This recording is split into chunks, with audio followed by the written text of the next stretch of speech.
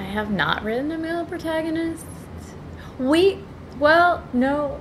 I have recently, I'm currently doing a book,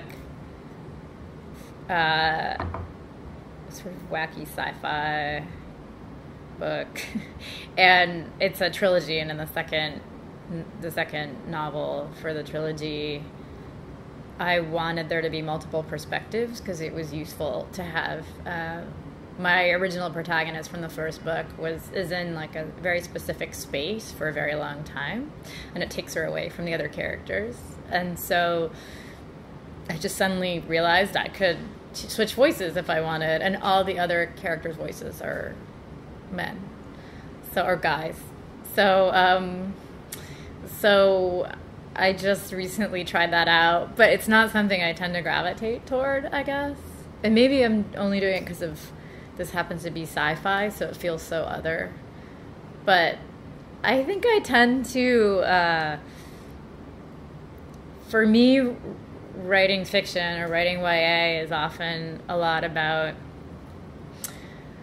I need to work something out. Like I'm working out some sort of thing in my life, or over the course of my life, an issue keeps coming up, and then I work it out in a novel, and I tend to like to go back to either one of the hardest times I've ever had, or some sort of experience in my life, or one of the best moments I've ever had, and write from there. I'm not saying I write it as a memoir. I just mean in terms of, I sort of start from a place that I know really well, and it's either a place I was really happy, or I was really sad, or was really ridiculous, or something like that. So I guess because, in a very basic way, because I'm a girl, I tend to write girls, but that's not to say I would never write a boy, like a whole story about a boy.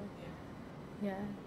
It seems scary. I don't know if I could get it right.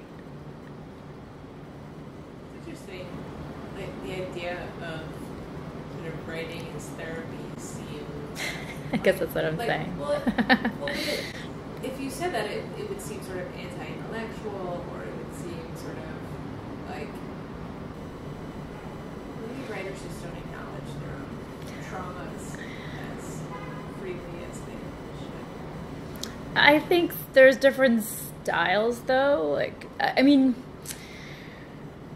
I'm not as interested in the beautiful sentence as I am in the intense, like, in really somehow getting that emotion across of what's going on with the character. So that, like, that's what draws me to writing. I mean, and I hope some of my sentences are pretty, but I'm not, I think there are extraordinary writers that are great at pretty sentences, but maybe that's not me. But I definitely, I am an intellectual, so I'm a professor, so I don't care what fiction is for me. Like, that's not why I'm doing it. I'm doing it because I want to tell, there's a story I want to tell, and I have the space to tell it. And I do think what's really wonderful for me about fiction that I don't have with the nonfiction is that I feel like in fiction I get to work everything out. I get to have do-overs. Like one of my novels is about a girl going through, I wrote it many years after my mother's death because I wasn't ready to, but it's about a girl who's grieving her mother. And I wrote it partly because it's sort of like one big long wish. If I could go back and do over the year after my mother's death, I sort of made a list of things that I wish I had to do it. And I actually made a list one day. This is how I started this novel. My mom used to make these things called survival kits for her parents. She was a nursery school teacher, and they basically were like these things these kits she would put together, and it was all for the purpose of helping them get through letting go of their kid when they go to school for the first day, because her parents would be like sobbing. Like, they would come to school and drop off their kids, and they'd all be weeping, and she would be like, you guys need to prepare for this. So she started making survival kits, and it became this thing that she did, and as a family we used to help her. They were very labor intensive. Like, every August we would sit around the table and like cut things out, like make these little kites, and there was like all kinds of little, like, she was very crafty, all kinds of little things. We put them in these bags. There'd be like 50 of them or 60.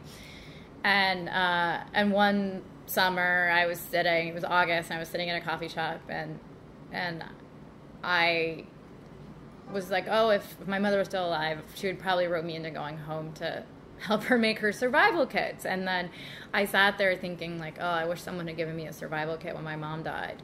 That would have been really helpful. And then I started making a list of what I wish was in it.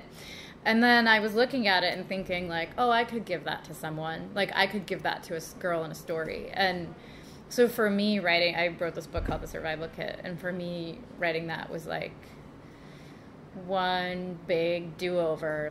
And I don't know, like, I like getting to do that. And I like getting to, I always think about it as, like, in my novels, I get to date the boy I never dated, for real, because it's a novel, so I get to actually date him. And I get to break up with a person who is a jerk, and I get to totally have, like, the girl who is mean to me have her comeuppance, or I get to fix her, or, you know, like, you get to do all these fun things to the characters that you've known, to people you've known in life, and work out. That's what I meant by, like, you get to work things out in different ways. So I like that. So I guess it is really therapeutic. Will you talk about what you find most, I think this is related, and maybe you would just say it's the same thing, but like what you find most satisfying about being a writer, maybe besides that you get to relive or redo or remake things. Like, is there anything else that's satisfying? I don't know. I feel like that's the really fun part. The sort of reliving or the voices and doing that first draft is the part that I love the most. And then the other part is just all toil. Like the revising. I don't like it when my book comes out. I kind of hate that. It's my least favorite part. My happiest place is when I'm in between, when the book has gone to copy editing and before it's come out. Because it's all just, like, it's done, and so I don't have to do anything else, but no one's looking at it. So, I don't know. I guess I like... Like, do you read reviews? Do you No. interact with your readers? Like, what is... I don't know what else there would be to do. I don't tend to read reviews unless someone tells me to read it, like, because it's okay. I find I have found I guess I'm supposed to be interacting with readers, but I find that the online world of really intense reviews everywhere to be really overwhelming as a writer. It can be really crushing. And so it's pretty debilitating, I think, to have such a constant stream of people evaluating you. I sort of long for the days when, I mean, I know theoretically it's more democratic, but I sort of long for the days when people reviewed books and, you know, in book groups, you know, and they didn't post everything online. I don't need to know what every single person who reads my novel thinks of that novel, because it's too much. It's just too much. They're so personal, at least for me. So, but I do love, I have really enjoyed, you know, the readers who write you directly are really, like, it's fun. I have kids write me all the time, especially for my middle grade books. I have a book about a gymnast and a book about an ice skater, and my favorite interactions with readers are from those books, because I hear from 9-year-olds or 10-year-olds, like, all the time. I get these joyful, awesome emails, and I get handwritten letters that say the funniest things, and I write them all back, and I love that. But that's my favorite thing. So. Some 9-year-old girl who's like, I'm an ice skater too. Yes, or like, I had one student who was basically like, I play basketball. I really struggled to get the ball in the hoop, and I have 9 cats and 2 brothers, and, you know, they'll like list everything, and then they'll be like, I know you're really busy, but I think you should write a novel about a basketball player who really is struggling, who has like 9 cats and 2 brothers, and they'll just, and I've had kids send me lists of books they'd like me to write, so, like, you know, stories, which is just awesome.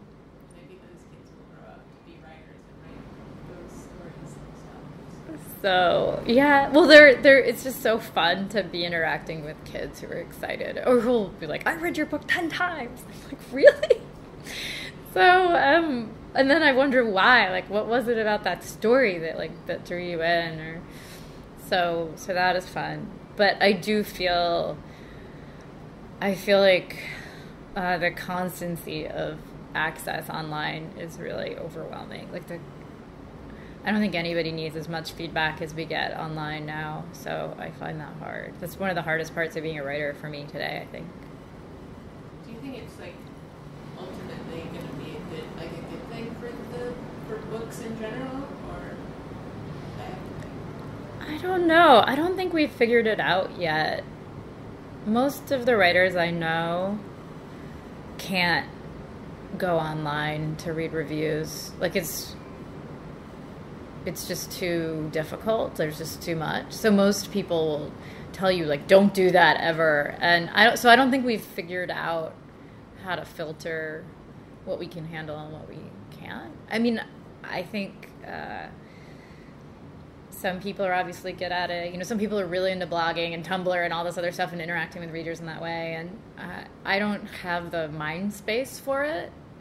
And I sometimes think, I won't be able to be a writer for much longer, because it seems like being a writer is going so much in that direction that unless you do all that interaction online, like unless you're super into Facebook and super into Twitter and super into Tumblr, especially for YA, then people have that expectation that you're interacting with your readers in this high intensity way. And I find that really difficult. And also I can't do both. I can't maintain this like really active Tumblr page and write stories. Like, it just doesn't, I don't have that kind of energy, or my mind doesn't work that way. So, but I'm kind of in some ways I feel like I'm kind of a hermit because of it. Like, I try to stay away from all that intensity so that I can actually stay in a space where I'm able to think and write. So I don't think we've figured it out yet, or at least I haven't figured it out yet. Maybe other people have figured it out. But the funny thing is that with your nonfiction, you go around and you give lectures and you talk to people, and so maybe it's just that you're getting like public interaction in a completely different setting, and for your fiction it's either not relevant or not helpful, and so it cuts off the direction. I don't want to do it for nonfiction either. I mean, I think the same thing happens for nonfiction. But I like interacting with people. So I love talking to people in person. Like, I really enjoy lecturing. I love being a part of conversations and being in intellectual communities. And but I feel like that's a very different kind of space for feedback and conversation about something than everybody's hidden behind their laptops or...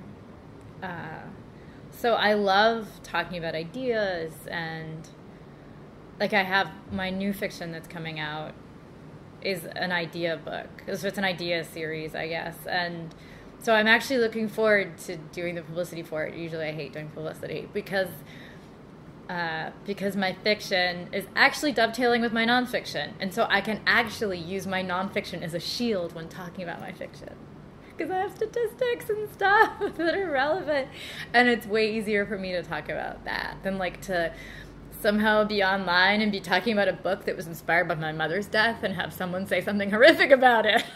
So I don't need to